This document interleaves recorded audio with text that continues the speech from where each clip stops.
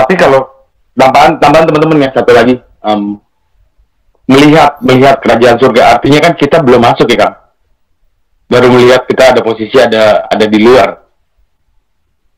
Kita lihat di Yohanes 3. Ya tergantung definisi kerajaan surga. Tuhan. Karena kan ada ayat lain bilang kerajaan surga sudah datang kepadamu. Gitu. Jadi artinya kerajaan surga itu di bumi sudah ada kerajaannya. Gitu. Jadi orang-orang yang lahir kembali inilah kerajaan surga. Kenapa dikatakan melihat kerajaan surga? Jadi artinya begini, bahkan orang-orang yang lahir baru itu sekarang bisa melihat kerajaan surga. Contohnya apa? Ya kalau di Al-Sadiq kita tahu setan-setan sudah gemetar kan. Itu kerajaan surga. Oke. Kamu dari miskin jadi kaya, melarat jadi punya uang. Ya. Keluargamu hancur jadi ya berbahagia, anak terkutuk jadi sehat dan sebagainya. Itu kerajaan surga.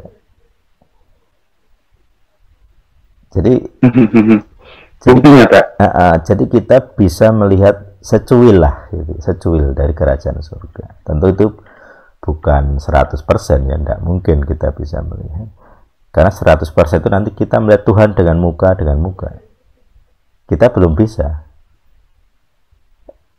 Jasmani kita yang tidak bisa. Jadi tubuh kita harus diubahkan supaya tidak lagi mengenakan yang bisa mati. Jadi tubuh kita sekarang itu bisa mati.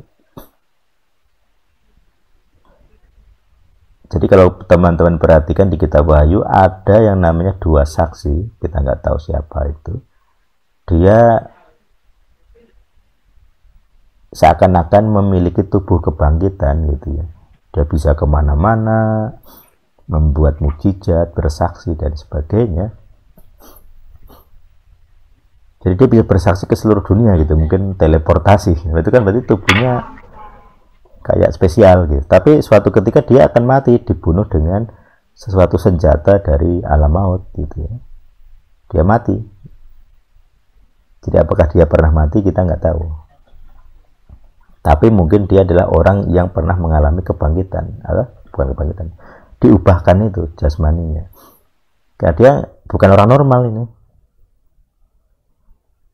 nggak normal ini dalam situasi seluruh dunia itu melawan Tuhan, dia bisa bebas kemana-mana bersaksi itu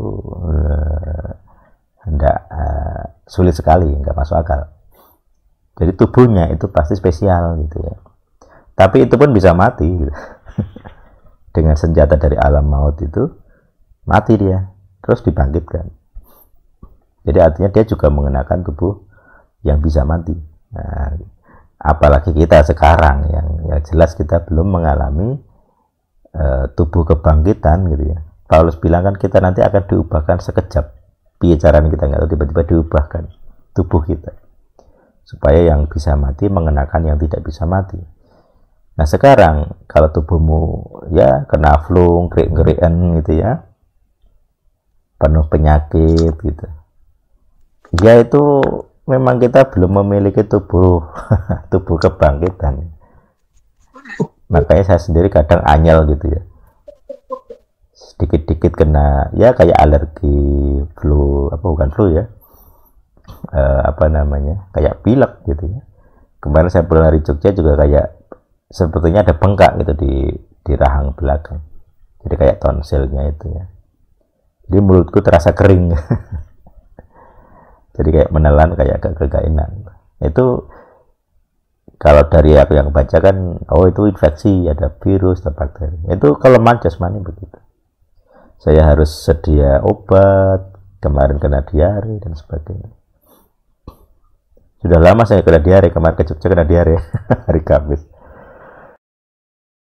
Nah ternyata ada pasien offline yang ya berhasil gitu. Jadi saya sebenarnya menderita diare, ada jiwa, saya jelaskan, paham, ikut pelepasan reaksi ya. Demi jiwa ini aku harus ngalami diare dulu gitu. untuk datang ke sana ketemu dia itu saya harus menderita.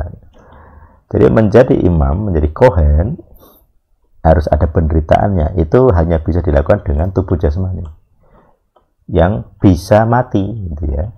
Makanya jangan heran kenapa Yesus itu harus mati, karena tubuhnya, perhatikan, tubuhnya harus menanggung dosa. Tubuhnya.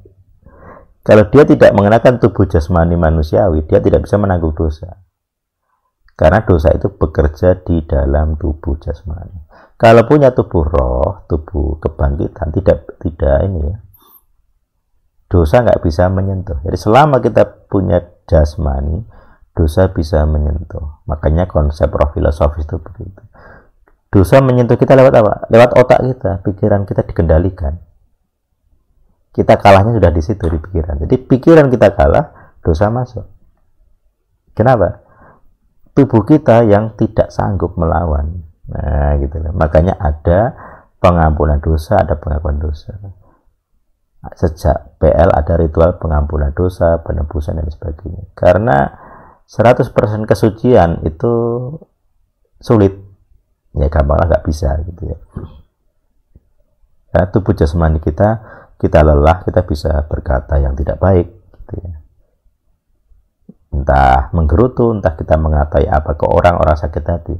Jadi kita melanggar hukum kasih gitu. Karena kelelahan gitu. Kecuali terlatih ya. Jadi walaupun tubuhmu lelah, rohmu tetap membara. Nah itu perlu latihan, nggak gampang.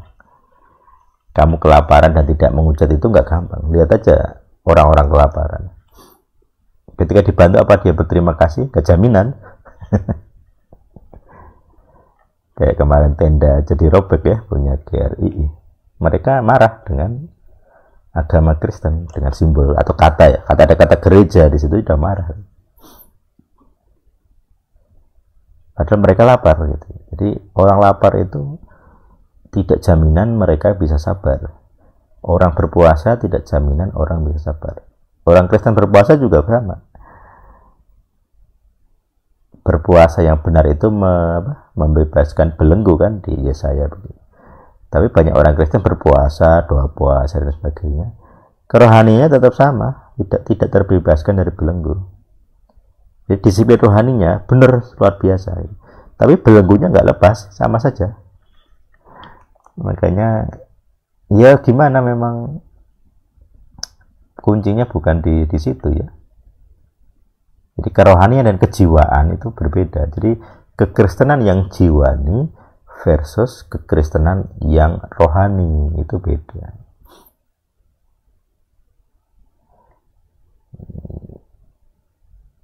Ya mungkin itu sih. Ada lagi respon?